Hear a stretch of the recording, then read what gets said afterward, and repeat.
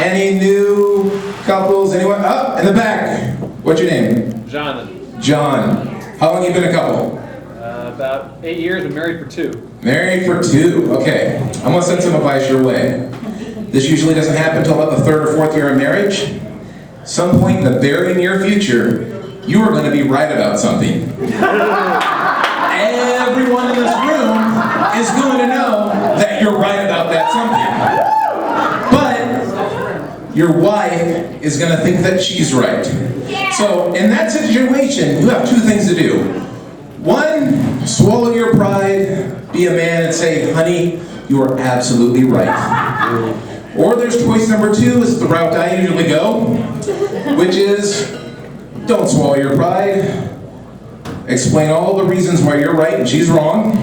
Drag some crap up from about 2 years ago that you didn't bring up because you didn't want to upset her then, but you brought it out now. Waste about 2 hours. At the end point, she'll be crying and she'll be upset at you. And then the end result of this usually results in you swallowing your pride and delivering a speech which is something like this. Honey, I am so sorry. I wasn't respecting your feelings, and at the time, I wasn't looking at things from your point of view. But now that I see it from your point of view, you are right. The sky is purple. I am so sorry. I love you. Remember that, John. That will come in handy. But speaking of marriage, another thing, John, don't forget this. At some point, your wife's going to say, how does this outfit look? No matter, whenever she's asking your opinion on something, pretend it's a police interrogation. Short, direct answers. Yes, no, fantastic. I learned from my wife, just don't add anything to it. One time she was wearing this really cute red and white outfit. She said, how does it look? I said, it looks great. And then I added the stupid part, it looks like a candy cane. Never add to it comparing your wife's clothing to a piece of candy. Big mistake.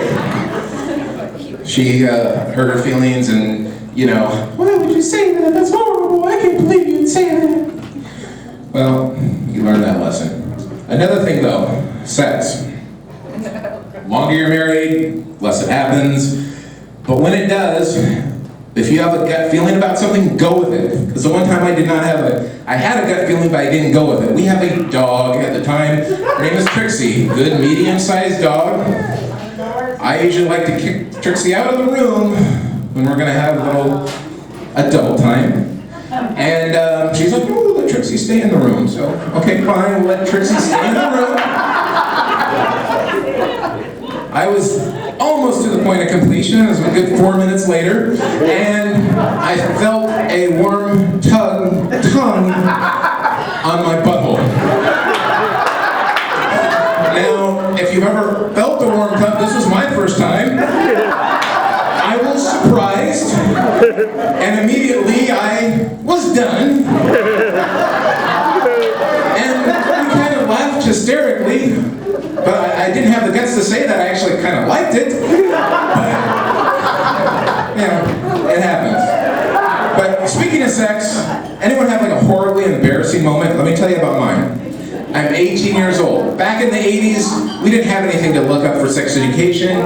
You couldn't go on the internet and www.nipple.com or vagina.com or pinkpart.com. It just wasn't there. We had to either have a friend that had parents that had a dirty magazine, or we'd have to wait till we're 18 and go somewhere.